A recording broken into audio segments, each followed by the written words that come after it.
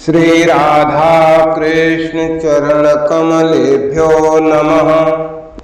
श्रीमद्भगवद गीता साधक संजीवनी अध्याय 3 श्लोक संख्या 3 और 4।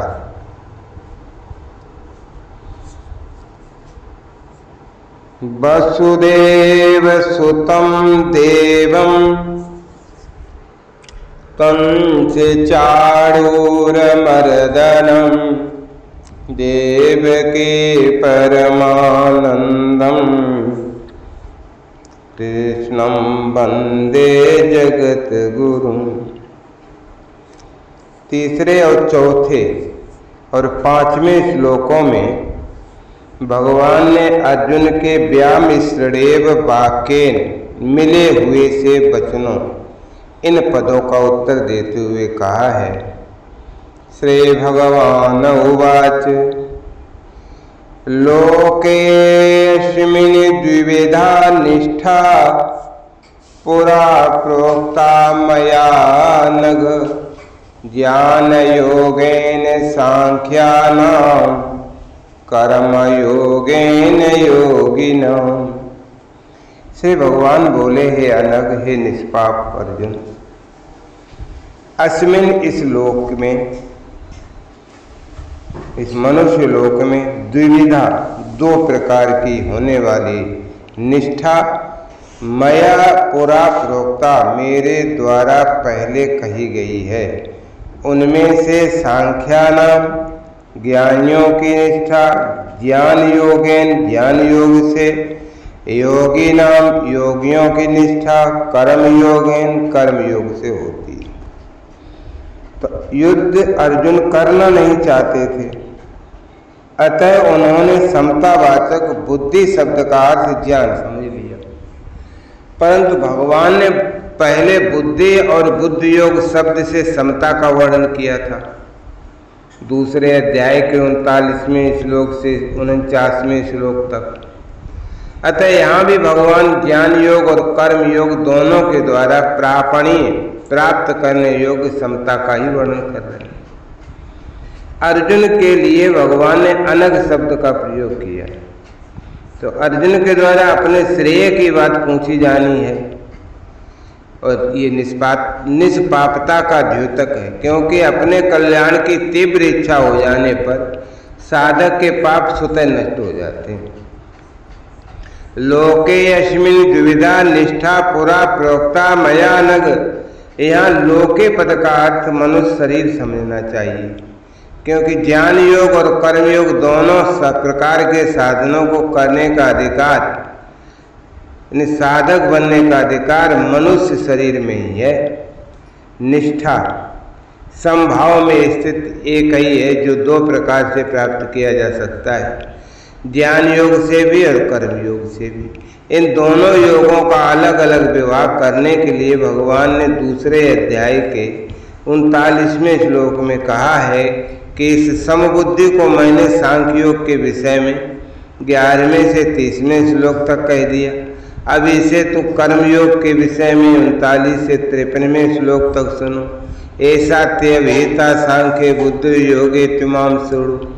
पुरा पद का अर्थ अनादिकाल भी होता है और अभी से कुछ पहले भी होता है। तो यहाँ इस पद का अर्थ अभी से कुछ पहले अर्थात पिछला अध्याय जिस पर अर्जुन की शंका है। यद्यप दोनों निष्ठाएं पिछले अध्याय में भगवान ने अलग अलग कही थी, तथा किसी भी निष्ठा में कर्म त्याग की बात नहीं कही गई। यहाँ भगवान ने 2 निष्ठाएं बताई, एक सांख्य निष्ठा, योग निष्ठा। जैसे लोक में 2 तरह की निष्ठाएं हैं, लोके अस्मिन् द्विविधा निष्ठा, ऐसे ही लोक में 2 तरह के पुरुष भी हैं। द्वाविमौ पुरुषौ लोके क्षराक्षर एव च। क्षर नाशवान, अक्षर अविनाशी। क्षर की सिद्धि असिद्धि, प्राप्ति अप्राप्ति में सम रहना कर्म योग है, और क्षर से विमुख होकर अक्षर में स्थित हो जाना ये ज्ञान योग। परंतु क्षर और अक्षर दोनों से उत्तम पुरुष तो अन्य ही है, जो परमात्मा नाम से कहा जाता है। उत्तमा पुरुषस्तुन्नः परमात्मित्युदाहृतः। वह परमात्मा क्षर से तो अतीत है और अक्षर से भी उत्तम है। अतः शास्त्र में और वेद में वो पुरुषोत्तम नाम से कहा गया। भगवान ने ये बात 15वें अध्याय में कही। ऐसे परमात्मा के साथ सर्वथा सर्व भाव से शरण हो जाना, ये भगवान निष्ठा है, भक्ति योग है। इसलिए क्षर की प्रधानता से कर्म योग, अक्षर की प्रधानता से ज्ञान योग और परमात्मा की प्रधानता से भक्ति योग चलता है। वास्तव में भगवान का संबंध कर्मयोग और ज्ञान योग दोनों योगों में रहता है, क्योंकि इन दोनों के विधायक भगवान ही हैं। कर्मयोग और ज्ञान योग से कल्याण होने का विधान तो भगवान के द्वारा ही तो बना है। इसलिए कर्मयोगी और ज्ञान योगी दोनों भगवान के मत यानी सिद्धांत का ही पालन करते हैं। केवल इनमें भगवान की परायणता नहीं होती। सांख्य निष्ठा और योग निष्ठा ये दोनों साधकों की अपनी निष्ठाएं हैं, परंतु भगवान निष्ठा साधकों की अपनी निष्ठा नहीं है।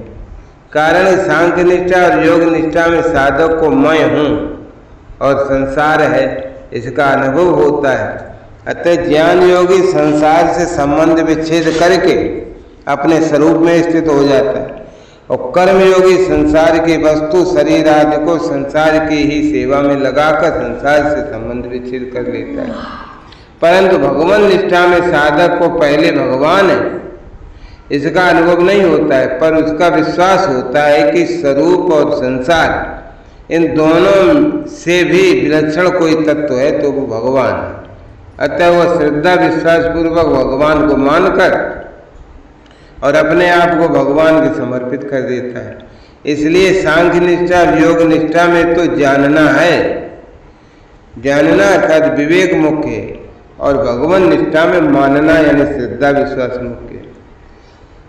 जानना और मानना दोनों में कोई फर्क नहीं दिखता।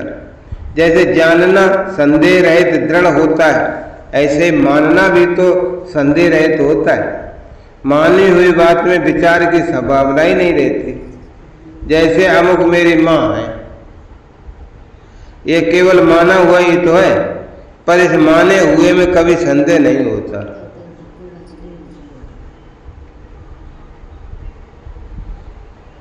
कभी संदेह नहीं होता, कभी जिज्ञासा भी नहीं होती, कभी विचार भी नहीं करना पड़ता।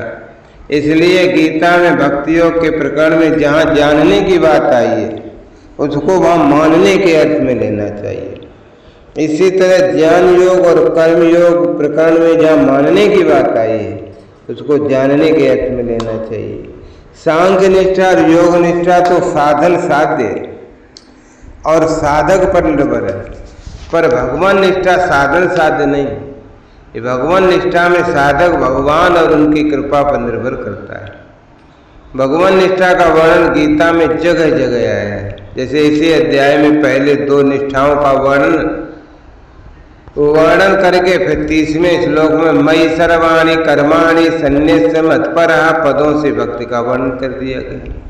5वें अध्याय में भी 2 निष्ठाओं का वर्णन करके 10वें श्लोक में ब्रह्मणाधाय कर्माणि और अंत में भोक्तारम यज्ञ तपसाम आदि पदों से भक्ति का वर्णन किया गया। ज्ञान योगेन सांख्या नाम प्रकृति से उत्पन्न संपूर्ण गुण ही गुणों में वर्त रहे हैं। संपूर्ण क्रियाएं गुणों में इंद्रियों में हो रही। अध्याय का 28वां श्लोक और मेरा इनसे कुछ भी संबंध नहीं है ऐसा समझकर समस्त क्रियाओं में कर्तापन के अभिमान का सर्वथा त्याग कर देना, ये ज्ञान योग। गीतोपदेश के आरंभ में ही भगवान ने सांख्य योग ज्ञान योग का वर्णन करते हुए नाशवान शरीर और अविनाशी शरीर का विवेचन किया, जिसे दूसरे अध्याय के 16वें श्लोक में असत और सत के नाम से कहा गया।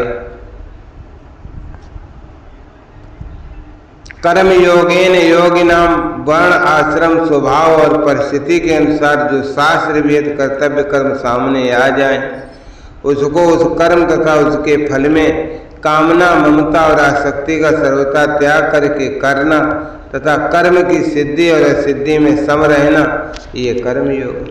तो भगवान ने कर्मयोग का वर्णन दूसरे अध्याय के 47वें और 48वें श्लोक में मुख्य रूप से किया है। इनमें भी 47वें श्लोक में कर्मयोग का सिद्धांत कहा गया और 48वें श्लोक में कर्मयोग के अनुष्ठान में लाने की विधि कही गई। कर्मयोग और ज्ञान योग ये दोनों ही निष्ठाएं लोक में होने के कारण लौकिक हैं। लोके अस्मिन् द्विविधा निष्ठा, कर्मयोग में क्षर संसार की प्रधानता है और ज्ञान योग में अक्षर की प्रधानता है, जीवात्मा की प्रधानता है। क्षर और अक्षर भी लोक में ही तो हैं। द्वाविमौ पुरुषौ लोके क्षर अक्षर एवं च, तो अतः कर्मयोग और ज्ञान योग ये दोनों ही लौकिक निष्ठाएं हुई। जीव और जगत को मुख्यता देने से ही ये दो निष्ठाएं पैदा हुई। अगर जीव और जगत को मुख्यता न देकर केवल परमात्मा को मुख्यता दी जाती तो दो निष्ठाएं नहीं होती, प्रत्युत केवल एक निष्ठा और अलौकिक निष्ठा होती, जिसका नाम भगवान निष्ठा भक्ति कहते हैं। लौकिक निष्ठा कर्मयोग ज्ञान योग में साधक का अपना उद्योग मुख्य होता है। वो साधन में अपना पुरुषार्थ मानता है और अपने कर्मों से ही मुक्ति पाता है। परंतु जब साधक भगवान का आश्रय रखकर साधन करता है, अपना उद्योग नहीं मानता, तब उसकी निष्ठा अलौकिक होती। कारण कि भगवान का संबंध होने से सब अलौकिक हो जाता है।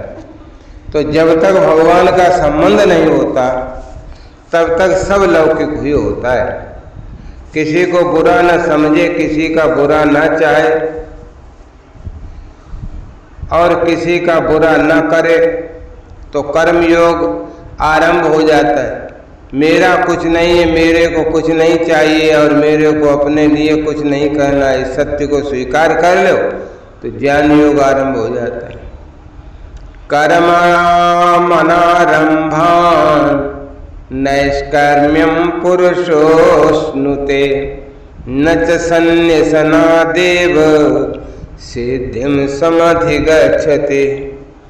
पुरुषः मनुष्य न तो कर्मणाम कर्मों का अनारंभात आरंभ किए बिना, नैष्कर्म्यम निष्कर्मता का असुनते अनुभव करता है, च न सन्न्यसनात् और न सन्न्यसनात् कर्मों के त्याग मात्र से सिद्धिम सिद्धि को एव ही समधिगच्छत प्राप्त होता है।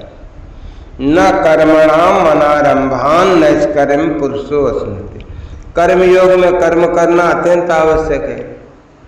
कारण कि निष्काम भाव से कर्म करने पर ही कर्मयोग की सिद्धि होती। जो योग पर आरूढ़ होना चाहता है, अपने में समता लाना चाहता है, उसके लिए कर्मयोग की दृष्टि से निष्काम भाव से कर्म करना आवश्यक है। आरुचोर मुनेर योगम कर्म कारण मुच्यते। अगर वह कर्म करेगा ही नहीं तो उसको ये कैसे पता लगेगा कि मैं सिद्धि या सिद्धि में सम रहा या विचलित हो गया। ये सिद्धि मनुष्य को कर्म किए बिना तो मिल नहीं सकती। मनुष्य के अंतःकरण में कर्म करने का जो वेग विद्यमान रहता है, तो उसे शांत करने के लिए कामना का त्याग करके कर्तव्य कर्म करना आवश्यक है। कामना रखकर कर्म करने पर मनुष्य फंस जाता है, ये वेग मिटता नहीं, प्रत्युत और बढ़ता है। नैष्कर्म्यम असुनते पदों का आशय यही है कि कर्मयोग का आचरण करने वाला मनुष्य कर्मों को करते हुए ही निष्कर्मता को प्राप्त होता है। जिस स्थिति में मनुष्य के कर्म अकर्म हो जाते हैं, बंधन कारक नहीं होते, उस स्थिति को निष्कर्मता कहते हैं। कामना से रहित होकर किए गए कर्मों में फल देने की शक्ति सब प्रकार से अभाव हो जाता है। तो जिस प्रकार बीज को भूनने या उबालने पर उसमें पुनः अंकुर देने की शक्ति सर्वथा नष्ट हो जाती है, अतः निष्काम मनुष्य के कर्मों में पुनः जन्म मरण चक्र में डालने की शक्ति खत्म हो जाती है, फिर उसका जन्म मरण नहीं होता। कामना का त्याग तभी हो सकता है जब सभी कर्म दूसरों की सेवा के लिए किए जाएं, अपने लिए नहीं। और अपने लिए अगर कर्म किए जाएंगे तो बंधन होगा और फिर जन्म मरण भी होगा। कारण कि कर्म मात्र का संबंध संसार से है और अपना संबंध परमात्मा से है। अपने साथ कर्म का संबंध है ही नहीं। इसलिए जब तक अपने लिए कर्म करेंगे तब तक कामना का त्याग नहीं होगा। और जब तक कामना का त्याग नहीं होगा तब तक निष्कर्मता की प्राप्ति भी नहीं होगी। न च सन्निसनादेव सिद्धिम समधिगच्छति। इस श्लोक के पूर्वार्ध में भगवान ने कर्मयोग की दृष्टि से कहा कि कर्मों का आरंभ किए बिना कर्मयोगी को निष्कर्मता की प्राप्ति नहीं होती। अब इस श्लोक के उत्तरार्ध में सांख्य योग की दृष्टि से कहते हैं कि केवल कर्मों का स्वरूप से त्याग कर देने से सांख्य योगी को सिद्धि नहीं मिलती, निष्कर्मता की प्राप्ति नहीं होती। तो सिद्धि की प्राप्ति के लिए जो उसमें जो कर्तापन है, जो अहमता का त्याग करना आवश्यक है। अतः सांख्य योगी के लिए कर्मों का स्वरूप से त्याग करना मुख्य नहीं है, प्रत्युत अहमता का त्याग ही मुख्य है। सांख्य योग में कर्म किए भी जा सकते हैं और नहीं भी किए जा सकते हैं। कर्मों का एक सीमा तक त्याग भी किया जा सकता है, परंतु कर्मयोग में सिद्धि प्राप्ति के लिए कर्म करना आवश्यक है। श्रीमद् भगवद गीता मनुष्य को व्यवहार में परमार्थ सिद्धि की कला सिखाती है। उसका आशय कर्तव्य कर्म कराने में, छुड़ाने में नहीं है। इसलिए भगवान कर्मयोग और ज्ञान योग दोनों ही साधनों में कर्म करने की बात कहते हैं। ये एक स्वाभाविक बात है कि जब साधक अपना कल्याण चाहता है तब वो सांसारिक कर्मों से उगताने लगता है और उन्हें छोड़ना चाहता है। तो इसी कारण अर्जुन भी कर्मों से उगताकर भगवान से पूछते हैं कि जब कर्मयोग और ज्ञान योग दोनों प्रकार के साधनों का तात्पर्य समता से ही है, तो फिर कर्म करने की बात आप क्यों कहते हैं? मुझे युद्ध जैसे घोर कर्म में लगाती क्यों है?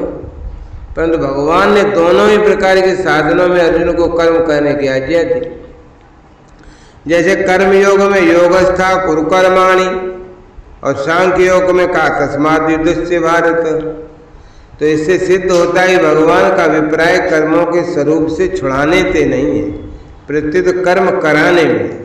हाँ, भगवान कर्मों में जो उसका जहरीला अंश है, जहरीला अंश क्या है कि कामना, ममता, आसक्ति, उसका त्याग करके ही कर्म करने की आज्ञा देते हैं। अब कर्मों का स्वरूप से त्याग करने की अपेक्षा साधक को उनसे अपना संबंध विच्छेद करना चाहिए। कर्म योगी निस्वार्थ भाव से कर्म करते हुए शरीर, इंद्रियां, मन, बुद्धि, पदार्थ आदि को संसार की वस्तु मानकर संसार की सेवा में लगाता है और कर्मों तथा पदार्थों के साथ अपना कोई संबंध नहीं मानता। 5वें अध्याय का 11वां श्लोक। ज्ञान योग में सत असत के विवेक की प्रधानता रहती है। अतएव ज्ञान योगी ऐसा मानता है कि गुण ही गुणों में बरत रहे हैं, अतः शरीर, इंद्रियां, मन, बुद्धि आदि से ही कर्म हो रहे हैं। मेरा कर्मों के साथ किंचन मात्र भी कोई संबंध नहीं है। प्राय सभी साधकों के अनुभव की बात है कि कल्याण की उत्कट अभिलाषा जागृत होते ही कर्म, पदार्थ और व्यक्ति, परिवार से उनकी अरुचि सी होने लगती है। परंतु वास्तव में देह के साथ घनिष्ठ संबंध होने से ये आराम विश्राम की इच्छा ही समझो, जो साधक की उन्नति में घोर बाधक है। साधकों के मन में ऐसा भाव रहता है कि कर्म, पदार्थ और व्यक्ति का स्वरूप से ही त्याग करने पर ही हम परमार्थ मार्ग में आगे बढ़ सकते हैं। परंतु वास्तव में इनका स्वरूप से त्याग न करके इनमें आसक्ति का त्याग करना ही आवश्यक है। सांख्य योग में उत्कट वैराग्य के बिना आसक्ति का त्याग करना कठिन होता है, परंतु कर्म योग में वैराग्य की कमी होने पर भी केवल दूसरों के लिए कर्म करने से आसक्ति का त्याग सुगमता पूर्वक हो जाता है। गीता ने एकांत में रहकर साधन करने का भी आदर किया है, परंतु एकांत में सात्विकी पुरुष तो साधन भजन में अपना समय बिताता है, पर राजस पुरुष संकल्प विकल्प में, तामस पुरुष निद्रा, आलस और प्रमाद में अपना समय बिताता है, जो पतन करने वाला है। इसलिए साधक की रुचि तो एकांत की ही रहनी चाहिए। अतः सांसारिक कर्मों का त्याग करके पारमार्थिक कार्य करने में ही उसकी प्रवृत्ति रहनी चाहिए। परंतु कर्तव्य रूप से जो कर्म सामने आ जाए उसको तत्परता पूर्वक करे और उस कर्म में उसका राग नहीं होना चाहिए। राग न तो जन समुदाय में होना चाहिए, न अकर्मण्यता में ही होना चाहिए। कहीं भी राग रहने से साधक का बहुत जल्दी कल्याण, राग न रहने से बहुत जल्दी कल्याण हो जाता है। वास्तव में शरीर को एकांत में ले जाने को ही एकांत मान लेना बड़ी भारी भूल है, क्योंकि शरीर संसार का ही तो एक अंश है। अतः शरीर से संबंध विच्छेद होना, उसमें अहमता ममता न रहना ही वास्तविक एकांत है। और अहमता ममता के रहते हुए शरीर को कहीं एकांत में ले भी जाए तो एकांत हुआ कहाँ? जो अपना है, जो अपने में है और अभी है, उस तत्व की प्राप्ति कुछ करने से हो नहीं होती भाई, क्योंकि उसकी अप्राप्ति कभी होती ही नहीं। हम कुछ करेंगे तब प्राप्ति होगी, ये भाव देहाभिमान को पुष्ट करने वाला है। प्रत्येक क्रिया का आरंभ और अंत होता है, अतः क्रिया करने से उसकी प्राप्ति होगी। जो विद्यमान नहीं है उसकी, परंतु जो पहले से ही विद्यमान है उसे क्रिया के द्वारा क्या प्राप्त करेंगे? परंतु प्रकृति के साथ संबंध होने के कारण प्रत्येक प्राणी में क्रिया का एक वेग रहता है कि मैं कुछ कर लूँ, जो उसको क्रिया रहित नहीं होने देता। यही मानववाद है। क्रिया का वेग शांत करने के लिए आवश्यक है कि जो नहीं करना चाहिए उसको ना करे और जो करना चाहिए उसको करे। कैसे करे? निर्मम और निष्काम होकर करे, अपने लिए कुछ न करे, प्रत्युत केवल दूसरों के हित के लिए करे। अपने लिए करने से क्रिया का वेग कभी समाप्त नहीं हुआ न होगा, क्योंकि अपना स्वरूप तो नित्य है और अपने को किसी कर्म की आवश्यकता है नहीं, और कर्म अनित्य और हम हैं नित्य। अतः निष्काम भाव से दूसरों के हित के लिए कर्म करने से क्रिया का वेग स्वतः शांत होकर प्रकृति से संबंध विच्छेद हो जाएगा और सब देश काल आदि में विद्यमान परमात्म तत्व प्रकट हो जाएगा, अर्थात उसका अनुभव हो जाएगा।